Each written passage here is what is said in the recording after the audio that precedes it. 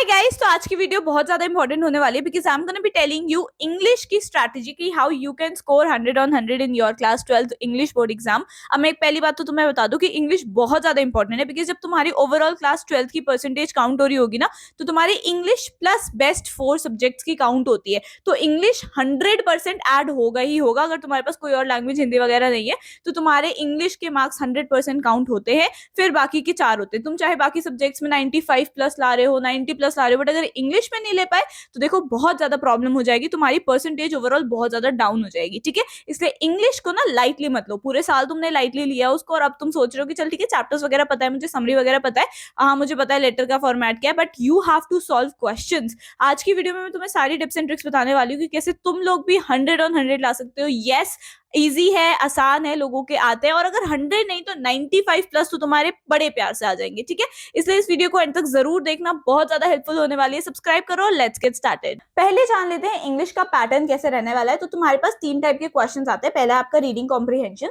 यहाँ पे आपके पहली बात तो 22 मार्क्स के क्वेश्चंस आने वाले हैं। एंड तुम्हें लग रहा होगा रीडिंग कॉम्प्रिहेंशन तो बचपन से करते आ रहे होते हैं, unseen passage, it is very simple, but it is not. अंदर में तुम्हें बताऊंगी 2 टाइप के इसमें आने के चांसेस है, केस स्टडीज वाले भी और बाकी जो फैक्चुअल होते हैं, ये सारी चीजें भी आने वाली है। ठीक है, अभी एक एक करके मैं तुम्हें सबकी भी इन डेप्थ बताऊंगी, बट पहले ये समझ लो। ठीक है, इतने मार्क्स का ये आने वाला है। उसके बाद आ जाती है राइटिंग की। हाँ भाई, हाँ हमें तो इसमें फॉर्मेट वगैरह पता है, हम तो बड़े प्यार से कर लेंगे, बट अगर तुम क्वेश्चंस नहीं करोगे तो तुम्हें समझ नहीं आएगा कि किस तरह से लिखें कि हमारे 100 में से 100 मार्क्स आ जाए। ठीक है, अभी मैं बताऊंगी भी कैसे लिखना है तुम्हें, एक एक चीज बताने वाली हूँ, टॉप पर कैसे लिखते हैं वो भी बताने वाली हूँ। ठीक है, उसके बाद फाइनली आ जाता है हमारा लिटरेचर, और ये तुम्हें लग रहा होगा सबसे स्कोरिंग है, बट यहाँ पे मार्क्स बहुत ज्यादा कट जाते हैं। एक्सट्रैक्ट बेस्ड आने वाले, तुम्हें पता होगा कुछ सालों से एक्सट्रैक्ट बेस्ड आते हैं जो कि दिमाग घुमा देते हैं। एक्चुअली में समझ नहीं आता कि इसका आंसर हम लिखे कैसे, हमें लगता है हमने सही लिखा है, बट वहां पे मार्क्स कट जाते हैं। ठीक है, तो तुम्हारा जो पहला जो सेक्शन है वो है रीडिंग कॉम्प्रिहेंशन का, वो 22 मार्क्स का आने वाला है। इसमें 2 टाइप के क्वेश्चन आएंगे। ठीक है, पहला आएगा आपके या तो फैक्चुअल या अनसीन पैसेजेस टाइप के, बहुत सिंपल होते हैं थोड़ा सा, बट फैक्चुअल में ना तुम्हें इन डेप्थ थोड़ा समझना पड़ेगा। ठीक है,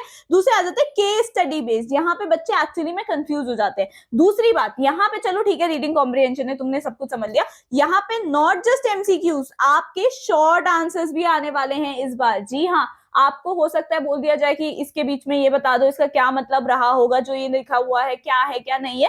बहुत सारे टाइप के क्वेश्चंस आने वाले हैं। ठीक है, इसको करने का भी तरीका होता है डिफरेंटली। अभी मैं तुम्हें टॉपर की आंसर शीट भी दिखा दूंगी कि कैसे तुमने प्रेजेंट करना होता है। ठीक है, आरसी करने का ना एक तरीका होता है कि सीधा तुम आरसी रीड करने मत लग जाओ, अनसीन पैसेज को रीड करने मत लग जाओ, पहले नीचे जाके क्वेश्चंस को रीड करो कि किस टाइप के क्वेश्चंस पूछे गए हैं। जब तुम एक बार रीड कर लोगे, गो थ्रू कर लोगे, जो स्टार्टिंग का 15 मिनट है, या तो तुम उसमें पूरा ये चीज कंप्लीट कर लो, ठीक है, या फिर तुम उसके पहले क्वेश्चंस पढ़ लो, then go to the passage. Please, ये बात तुम्हें हर कोई बता रहा होगा वैसे तो, बट ये एक यूनिवर्सल ट्रूथ है कि आरसी को करने का यही तरीका है कि पहले तुम क्वेश्चंस को पढ़ोगे, then only you will go to that. ठीक है, स्किमिंग करनी होती है, तुम्हें एक एक एकदम समझने नहीं बैठना है एक एक वर्ड का मतलब, स्किमिंग करनी होती है, जल्दी जल्दी रीड करना होता है। ठीक है, एक बार देख लेते हैं कि आखिरकार टॉपर्स कैसे लिखते हैं, कैसे प्रेजेंट करते हैं। जैसे ये सेक्शन ए है, उसने पहली बात तो एबीसीडी नहीं लिख रखा, अगर ऑप्शन लिखा है तो पूरा पूरा ऑप्शन लिख रखा है। ठीक है, शॉर्ट आंसर्स में उन्होंने अंडरलाइन तक कर रखा है, कहीं पर वो ज्यादा इंफेसाइज देना चाहते हैं, कहीं पर कुछ इंपॉर्टेंट कीवर्ड्स हैं या फिर कुछ इंपॉर्टेंट वो दिखाना चाहते हैं एग्जामिनर को, उन्होंने अंडरलाइन तक कर रखा है। नीचे भी इनका सेम है, आगे भी देख सकते हैं, उन्होंने हर आंसर में अपनी ये चीज मेंटेन करके चलिए, तुम्हें भी इसको जरूर इनकॉर्पोरेट करना चाहिए। Coming to the next section, that is the writing section. यहाँ पे ना काफी सारे बच्चों को आता तो होता है कैसे लिखना है,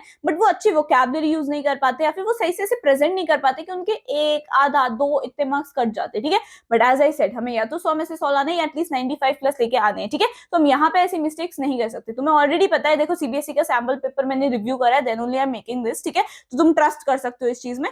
पहले उसमें उन्होंने नोटिस में ही चॉइस दी हुई थी। ठीक है, यानी नोटिस और दूसरा भी क्वेश्चन नोटिस का था। तुम्हें जो लगता है कि तुम जिसमें ज्यादा लिख सकते हो, तुमने वो चूज करना है जिसमें तुम अच्छा लिख सकते हो। ठीक है, नोटिस या राइटिंग में ना मेजर थिंग आती है कि तुम्हें फॉर्मेट्स का ध्यान रखना है। नोटिस अगर डिब्बे में बनाना है तो you have to make a box with a pencil. ठीक है, ये सारी चीजों को समझो। लेटर टू एडिटर है, जॉब एप्लीकेशन है, एक एक चीज फॉर्मेट वाइज ही जानी चाहिए। ठीक है, इन्विटेशन हो गया। ठीक है, दूसरा आपका जो था वो इन्विटेशन था और साथ में ही उसका रिप्लाई था। ठीक है, तो आपने देखना है कि आपकी जिसमें ज्यादा प्रैक्टिस हो रखी है, आपने वो वाला क्वेश्चन को अटेम्प्ट करना है। ठीक है, और ये मत समझना कि चलो ऑप्शन है तो मैं एक छोड़ के ही चला जाता हूँ। व्हाट इफ तुम्हारा जो नॉर्मल पेपर आने वाला है बोर्ड एग्जाम, उसमें वैसे टाइप का आ जाए। ठीक है, वैसे तो चांसेस कम है बिकॉज सैंपल पेपर में उन्होंने बोल रखा है ऐसा, बट स्टिल तुम हर एक टॉपिक को एटलीस्ट प्रैक्टिस तो करके जाओ, कोई टॉपिक छोड़ना नहीं है। ठीक है, तीसरा जो है लेटर टू एडिटर है और जॉब एप्लीकेशन है। ठीक है, तो इन दोनों की भी अच्छे से प्रैक्टिस करनी है। ढेर सारे क्वेश्चन लगा लो, देखो इतने सारे प्रीवियस ईयर क्वेश्चन है, सैंपल पेपर है, जो तुम एक बार कर लोगे तो तुम्हें एटलीस्ट आइडिया पता चल जाएगा। ठीक है, क्वेश्चन पढ़ लिया, अपनी तरफ से बना लो। उसके बाद जो सैंपल आंसर्स गिवन है ना, जो ऑलरेडी आंसर्स गिवन होंगे, सॉल्व्ड आंसर्स, उनसे टैली करो कि तुम्हारा उनके लेवल का मैच हो भी रहा है या नहीं, ठीक है, क्योंकि उनको 100 में से 100 मिल रखे होते हैं जो सैंपल पेपर वगैरह होते हैं, ठीक है। तो मैच करके देखो कि क्या क्या वोकैबुलरी तुम बेटर कर सकते हो, क्या नहीं कर सकते हो, ठीक है। उसके अलावा फाइनली हमारा आर्टिकल और रिपोर्ट। देखो आर्टिकल और रिपोर्ट में तुम्हें देखना है कि तुम किस चीज में अच्छे हो, ठीक है। राइटिंग वाले सेक्शन में तो तुम एकदम अच्छे से देख लो, क्योंकि ये बहुत इंपॉर्टेंट है। जैसे तुम देख सकते हो नोटिस, इनके उसमें इन्होंने नोटिस कितने अच्छे से लिख रखा है, आप ये चीज का ध्यान लगाओ। देखो नोटिस में इन्होंने प्रॉपर्ली जैसे पूरा बॉक्स बनाना होता है, पेंसिल से बनाया है ना, तुम्हें लग रहा होगा पेंसिल बनाया, बट ये पेंसिल से ही बना रखे इन्होंने बहुत सुंदर से, ठीक है।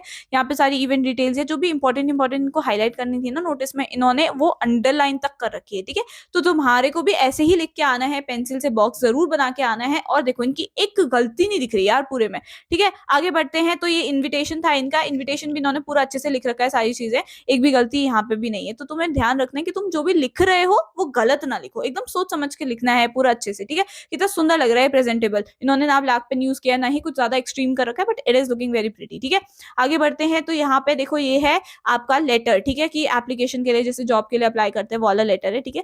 ग्रीन से हमारे रीचेकर ने चेक कर रखी है, एक होता है एग्जामिनर, एक होता है रीचेकर, ठीक है। तो दोनों चेक करते हैं। तो ये चीज हो गई। इन्होंने फिर से यहाँ पे जो जो ऑडिट डिपार्टमेंट में चाहिए, अकाउंटेंट की चाहिए, 4 years ऑफ एक्सपीरियंस, ये सारी इन्होंने अंडरलाइन भी कर रखी है, ठीक है।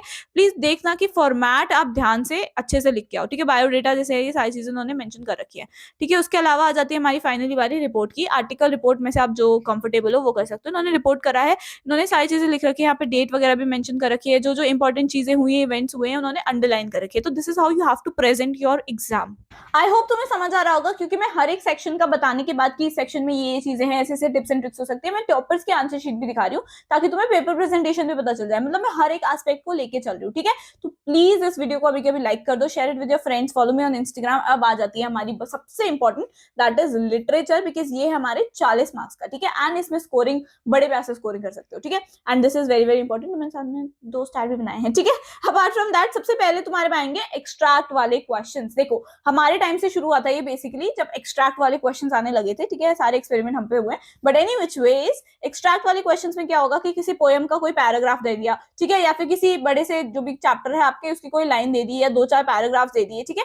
आप पे डिपेंड करता है कि आपको कैसे वाले टाइप के क्वेश्चन ज्यादा मुश्किल लगते हैं। अदरवाइज एक्सट्रैक्ट वाले क्वेश्चंस इजी होते हैं, बस हाँ उनसे थोड़े से घुमा के क्वेश्चंस पूछे जाते हैं, ठीक है। हो सकता है इसके अंदर फिगर ऑफ स्पीच बता दो कि इसका मतलब क्या है, अपनी तरफ से साइनॉप्सिस दे दो, ये सारी चीजें हो सकता है तुमसे पूछी जाए, ठीक है। एमसीक्यू के अलावा तुम्हारे से यहाँ से शॉर्ट आंसर भी पूछे जाएंगे, ठीक है। तो दोनों चीजों की प्रैक्टिस लेके चलनी है। प्रैक्टिस कैसे करनी है? Sample paper previous year questions, यहीं से तुम्हें लगाना है, ठीक है। दूसरी बात आ जाती है हमारी शॉर्ट आंसर, जो कि हमारी पहली बुक से आने वाले हैं, फिर उसके बाद शॉर्ट आंसर जो दूसरी बुक से आने वाले, ये आप अकॉर्डिंगली प्रैक्टिस करोगे। आप पढ़ने का तरीका क्या होगा लिटरेचर में कि तुमने सबसे पहले अपनी जो भी समरी वगैरह है वो देख लेनी है, ठीक है। या फिर पहले रीड कर लो एक बार, जो तुम्हें को सही लगता है। जैसे मैं पहले क्या करती थी, मैं रीड कर लेती थी चैप्टर्स को, उसके बाद जाके मैं वन शॉट समरी देख लेती थी, ताकि कैरेक्टर स्केच वगैरह वो लोग मुझे अच्छे से समझा सके। और एक बार मैंने रीड कर रखी थी तो मेरे दिमाग में बैठ जाएगा। अगर तुम सोचोगे सिर्फ वन शॉट रिवीजन से तुम्हारा काम चल जाएगा, या तुमने ऑनलाइन यूट्यूब पे समरी वगैरह देख ली अच्छे से, कीवर्ड के साथ भी बता रहे हो, स्टिल तुमने रीड करना है, ठीक है। ये हर कोई सजेशन देगा तुम्हें रीड करो, because once you read yourself तो कहीं पर तुम्हें भी समझ आएगा कि अच्छा इसने ये लाइन बोली है, क्या यहाँ पे कौन सा मेटाफर यूज किया गया होगा, ये वो, ठीक है। तो प्लीज एक एक चीज को ढंग से रीड कर लेना, एटलीस्ट एक बार तो रीड करो, फिर तुम्हारे पास बतेरे टाइम, ठीक है। दूसरी बारी आ जाती है हमारे लॉन्ग आंसर्स की। मैंने यहाँ पे भी लिख रखा है कि ये इंपॉर्टेंट है। लॉन्ग आंसर्स में ना क्या होता है, अभी ये चीज भी हमारे टाइम से शुरू हुई थी कि तुम्हारे को एक्स्ट्रा टाइप के क्वेश्चंस पूछे जा सकते हैं, like conclusion, opinion, summary type के क्वेश्चंस पूछे जाएंगे, ठीक है।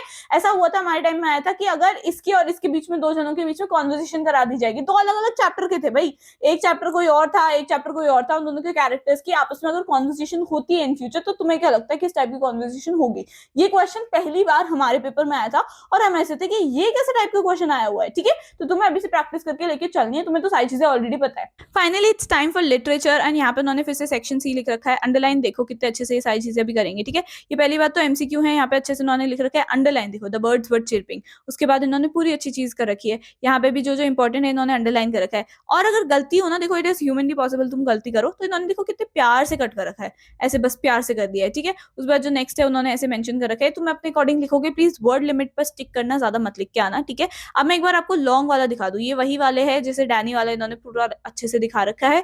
इसमें देखो जो इंपॉर्टेंट है केवल उन्हीं को अंडरलाइन करो, पूरी हर जगह जबरदस्ती अंडरलाइन करने की जरूरत नहीं है, ठीक है।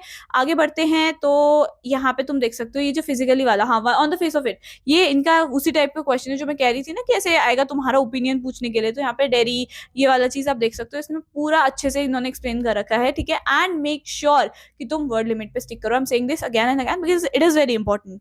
ओके, सो द चश्मिश इज गॉन। देखो इंग्लिश में 2-3 चीजों का ध्यान रखना। पहली बात तो ये कि तुम्हें जरूरी नहीं है कि एकदम बढ़िया से वोकैबुलरी यूज करना है, then only you will get अच्छे marks. This is not the case, because तुम्हें वहां पे वो लोग चाहते हैं कि एक्सट्रीम लेवल की वोकैबुलरी यूज नहीं करनी है। कुछ कुछ ऐसे वर्ड्स यूज करो जो अच्छे हैं, न्यू है, तुम्हारी वोकैबुलरी को इंक्रीज करे, बट तुम्हारा मोस्टली सिंपल होना चाहिए, क्लियर होना चाहिए, फॉर्मेट सारे मैच होनी चाहिए। ज्यादा गंद नहीं मचा रखा होता है कि कट कट कट कट हो रखा है पूरे उसमें कि यार मैंने यहाँ पे इज लिखना था, वॉज लिख दिया, ये है वो है करके जो छोटी छोटी एरर हम कर देते हैं ना, ऐसा अगर कम है तुम्हारे पेपर में, साफ सुथरा पेपर है, प्रेजेंटेशन देखिए उस बच्चे की कितनी अच्छे से कर रखी है, अगर ऐसा तुम्हारा पेपर है, अच्छी अच्छी हैंडराइटिंग में लिख रखा है, कंप्लीट हो गया है ऑन टाइम, तुम्हारे डेफिनेटली अच्छे मार्क्स आने वाले हैं, ठीक है। 90+, 95+, 100/100 सारी चीजें पॉसिबल है, ठीक है। बस मेहनत करो अच्छे से, अभी तुम्हारे पास बहुत ज्यादा टाइम है, गैप डेज पड़े हुए हैं भतेरे। रीड करना मत भूलना, ठीक है। रीड करो, एक एक कीवर्ड को समझो, उनकी हिडन मीनिंग को समझो, ठीक है। क्या हिडन मीनिंग है, इसमें कौन सा फिगर ऑफ स्पीच यूज किया गया है, बिकॉज जो एक्सट्रैक्ट वाले क्वेश्चन है उसमें तुम्हारी बहुत ज्यादा हेल्प करेगी ये सारी चीजें, ठीक है। आई होप तुम्हें ये वीडियो पसंद आई होगी। अगर पसंद आई है तो please subscribe to my channel, also subscribe to my channel to get some extra luck as well. Like this video right now, follow me on Instagram, comment down below something cute and I'll see you in the next video. Bye.